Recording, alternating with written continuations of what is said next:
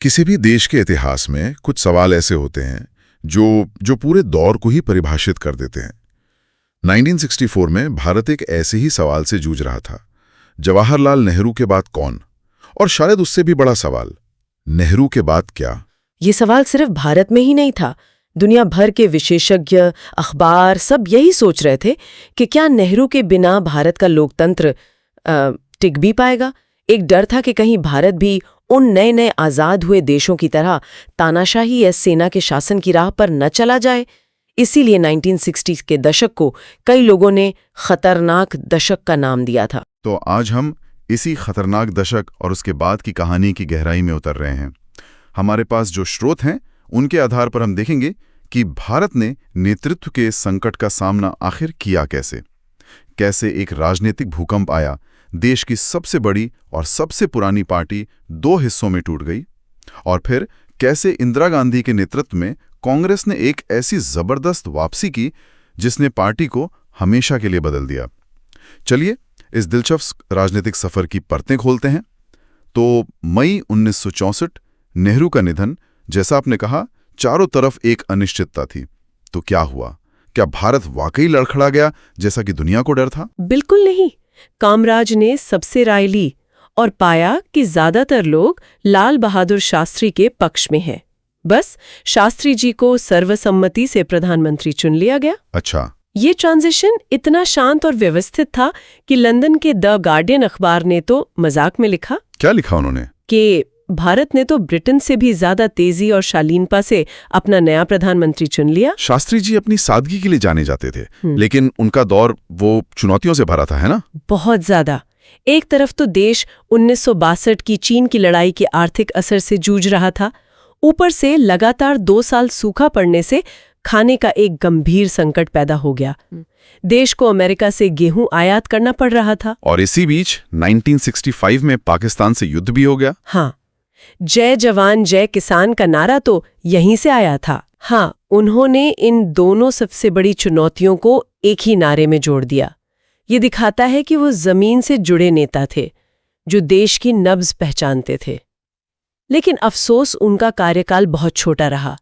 10 जनवरी 1966 को ताशकंद में युद्ध विराम समझौते के ठीक बाद उनका अचानक निधन हो गया। अब भारत 2 साल में दूसरी बार उसी सवाल के सामने खड़ा हो गया। अब कौन? इस बार मामला इतना आसान नहीं था। इस बार मुकाबला सीधा था मोरारजी देसाई और इंदिरा गांधी के बीच।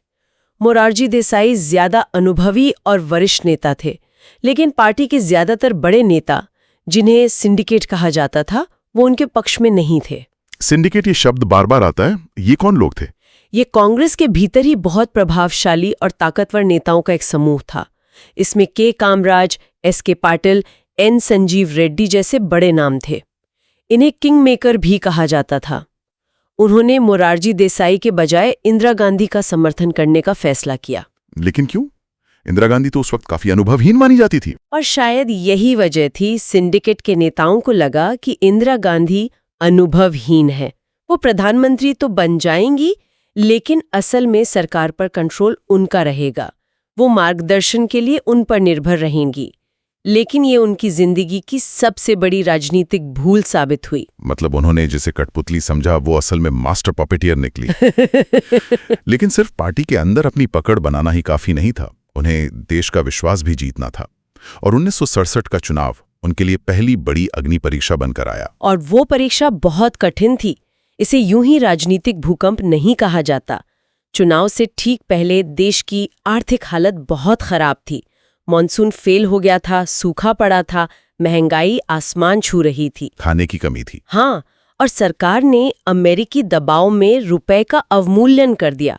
मतलब डॉलर के मुकाबले रुपए की कीमत गिरा दी। जिसका मतलब है कि आयात होने वाली हर चीज और महंगी हो गई। आम आदमी पर सीधी मार। देश भर में बंद और हड़तालें हो रही थीं। विपक्ष को लगा कि यही मौका है कांग्रेस को सत्ता से हटाने का, और यहीं से गैर कांग्रेसवाद की रणनीति का जन्म हुआ। ये रणनीति समाजवादी नेता राम मनोहर लोहिया की देन थी, सही कहा ना? जी, उनका तर्क बहुत सीधा था। वो कहते थे कि कांग्रेस का शासन अलोकतांत्रिक हो गया है और ये गरीबों के खिलाफ है। इसलिए सभी विपक्षी पार्टियों को, चाहे वो दक्षिणपंथी हो या वामपंथी, उनकी विचारधारा कुछ भी हो, कांग्रेस को हराने के लिए एक साथ आ जाना चाहिए। तो इस गैर कांग्रेसवाद की रणनीति का नतीजों पर क्या असर हुआ? क्या ये वाकई काम कर गए? इसने कांग्रेस की जड़ें हिला दी। कांग्रेस जैसे तैसे लोकसभा में बहुमत तो ले आई, लेकिन 1952 के बाद ये उसकी सबसे कम सीटें और सबसे कम वोट थे। अच्छा। इंदिरा गांधी के कैबिनेट के आधे मंत्री चुनाव हार गए। सिंडिकेट के कई बड़े नेता जैसे कामराज और एस.के. पाटिल खुद अपनी सीट नहीं बचा पाए। लेकिन असली भूकंप तो राज्यों में आया ना?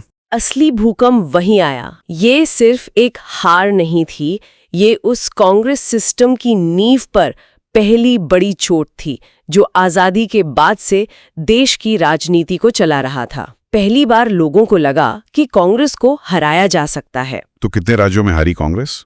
एक साथ 9 राज्यों में सत्ता से बाहर हो गई। पंजाब, हरियाणा, उत्तर प्रदेश, बिहार, पश्चिम बंगाल।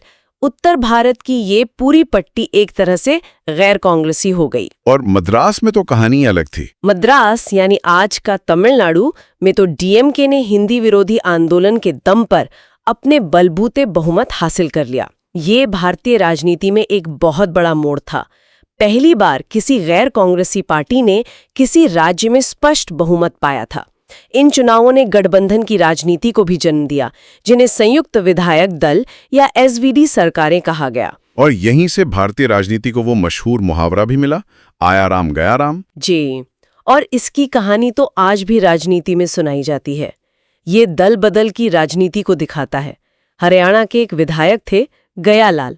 उन्होंने 15 दिन के अंदर 3 बार पार्टी बदली। 3 बार 15 दिन में? मतलब आज एक पार्टी में, कल दूसरी, परसों फिर वापस? हाँ, पहले वो कांग्रेस से यूनाइटेड फ्रंट में गए, फिर वापस कांग्रेस में लौटे और फिर 9 घंटे के अंदर ही वापस यूनाइटेड फ्रंट में चले गए। जब वो तीसरी बार पार्टी बदलकर लौटे तो एक नेता ने प्रेस के सामने ऐलान किया, गया राम अब आया राम है। तभी से ये मुहावरा भारतीय राजनीति का हिस्सा बन गया। तो 1967 के बाद इंदिरा गांधी की हालत काफी कमजोर हो गई थी। एक तरफ विपक्ष मजबूत हो रहा था और दूसरी तरफ पार्टी के अंदर सिंडिकेट को लग रहा था कि अब वो उन्हें कंट्रोल कर सकते हैं। मतलब असली लड़ाई बाहर नहीं, घर के अंदर ही थी। बिल्कुल। और इंदिरा गांधी ने इस चुनौती को बहुत चतुराई से हैंडल किया। उन्होंने सीधी साधी सत्ता की लड़ाई को एक वैचारिक लड़ाई में बदल दिया। उन्होंने दिखाया कि ये लड़ाई इंदिरा बनाम सिंडिकेट नहीं, बल्कि समाजवाद बनाम रूढ़िवाद है, गरीबों के हिमायती बनाम अमीरों के हिमायती। उन्होंने ये किया कैसे? क्या कदम उठाए? उन्होंने सरकार की नीतियों को एक वामपंथी मोड़ दिया। 1967 में उन्होंने 10 पॉइंट प्रोग्राम शुरू किया, जिसमें बैंकों पर सामाजिक नियंत्रण, आम बीमा का राष्ट्रीयकरण, शहरी संपत्ति पर सीमा और भूमि सुधार जैसे कदम शामिल थे। सिंडिकेट के नेता इन नीतियों से असहज थे, लेकिन खुलकर विरोध नहीं कर सकते थे क्योंकि ये लोकप्रिय थीं। और इस लड़ाई का सबसे बड़ा अखाड़ा बना 1969 का राष्ट्रपति चुनाव। हाँ, वो इस सत्ता संघर्ष का क्लाइमैक्स था। राष्ट्रपति जाकिर हुसैन की मृत्यु के बाद पद खाली हुआ। सिंडिकेट ने कांग्रेस के आधिकारिक उम्मीदवार के तौर पर अपने साथी एन संजीव रेड्डी का नाम आगे कर दिया, इंदिरा गांधी की मर्जी के खिलाफ। ये तो इंदिरा गांधी के लिए एक सीधी चुनौती थी। और उन्होंने इसे वैसे ही लिया। उन्होंने पलटवार करते हुए तत्कालीन उपराष्ट्रपति वीवी गिरी को एक स्वतंत्र उम्मीदवार के रूप में लड़ने के लिए प्रोत्साहित किया। और इसी बीच उन्होंने 2 ऐसे मास्टर स्ट्रोक चले जिसने पूरा खेल ही बदल दिया। बैंकों का राष्ट्रीयकरण और प्रिवी पास का खात्मा। सही पकड़ा। उन्होंने 14 बड़े निजी बैंकों का राष्ट्रीयकरण कर दिया और पूर्व राजघरानों को मिलने वाले विशेष भत्ते यानी प्रिवी पर्स को खत्म करने की घोषणा कर दी। ये बहुत ही लोकप्रिय फैसले थे। इसने उन्हें गरीबों, मजदूरों और मिडिल क्लास का हीरो बना दिया। फिर उन्होंने कांग्रेस के सांसदों और विधायकों से अपील की कि वो पार्टी के उम्मीदवार को नहीं, बल्कि अपनी अंतरात्मा की आवाज पर वोट दे। ये तो अपनी पार्टी के खिलाफ वोट देने का खुला इशारा था। तो नतीजा क्या हुआ? नतीजा ये हुआ कि सिंडिकेट का आधिकारिक उम्मीदवार संजीव रेड्डी चुनाव हार गए और इंदिरा गांधी समर्थित वीवी गिरी भारत के राष्ट्रपति बन गए। ये सिंडिकेट के लिए एक बहुत बड़ी हार और अपमान था। इसके तुरंत बाद कांग्रेस अध्यक्ष एस निजलिंगप्पा ने प्रधानमंत्री इंदिरा गांधी को पार्टी से ही निकाल दिया। प्रधानमंत्री को उसकी अपनी ही पार्टी से निकाल दिया? और इस तरह देश की सबसे पुरानी पार्टी टूट गई। जी। सिंडिकेट के नेतृत्व वाला गुट कहलाया कांग्रेस ऑर्गेनाइजेशन या पुरानी कांग्रेस, और इंदिरा गांधी का गुट कहलाया कांग्रेस रिक्विजिशनिस्ट्स या नई कांग्रेस। लेकिन इंदिरा गांधी ने इसे एक पार्टी की टूट के तौर पर नहीं बल्कि एक वैचारिक महायुद्ध के तौर पर पेश किया। विभाजन के बाद इंदिरा गांधी की सरकार तो अल्पमत में आ गई होगी ना? हाँ, उनकी सरकार माइनॉरिटी में आ गई, लेकिन उन्होंने सीपीआई और डीएमके जैसे कुछ दलों के बाहरी समर्थन से सरकार चलाना जारी रखा और फिर दिसंबर 1970 में उन्होंने एक और साहसिक कदम उठाया। उन्होंने लोकसभा भंग कर दी और मध्यावधि चुनाव की सिफारिश कर दी, कार्यकाल पूरा होने से 1 साल पहले। ये तो एक बहुत बड़ा जुआ था।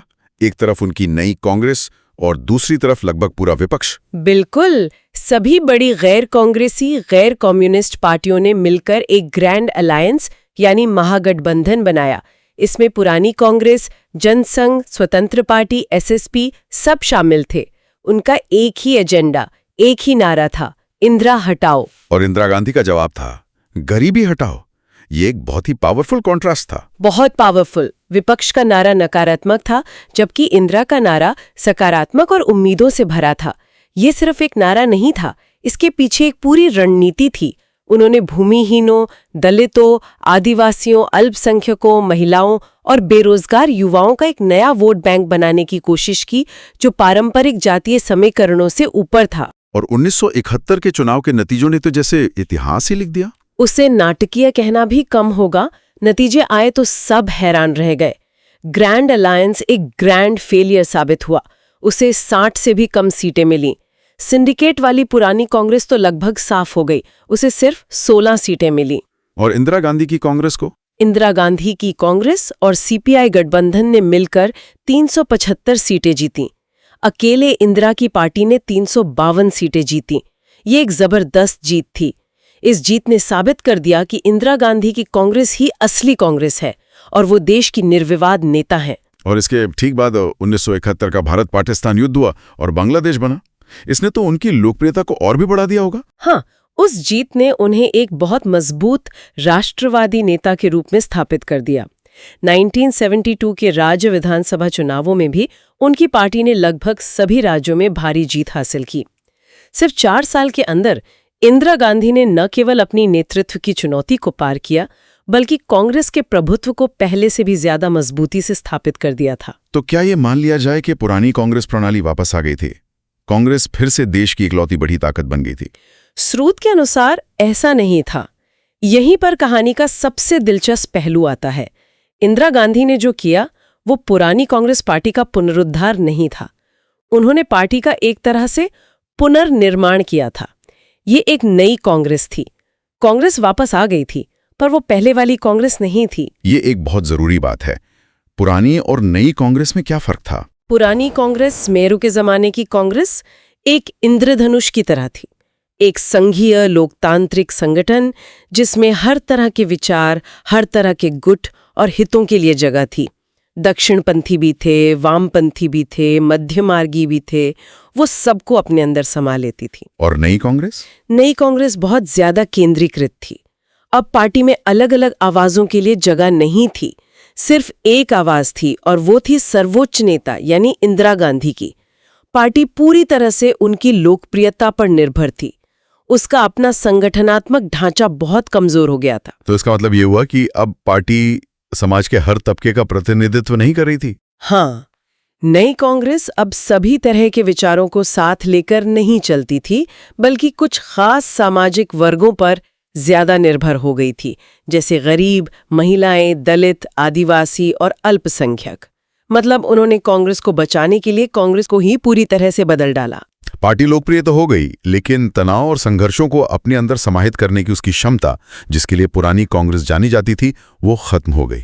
तो ये कहानी थी नेहरू के बाद की अनिश्चितता से लेकर इंदिरा गांधी के अजेय नेतृत्व तक के सफर की। एक ऐसा दौर जिसने दिखाया कि कैसे सत्ता के लिए एक आंतरिक संघर्ष को विचारधारा की लड़ाई में बदला जा सकता है और कैसे एक नेता अपनी पार्टी और देश की राजनीति की पूरी दिशा बदल सकता है। बिल्कुल, लेकिन स्रोत हम एक बहुत महत्वपूर्ण विचार के साथ छोड़ते हैं।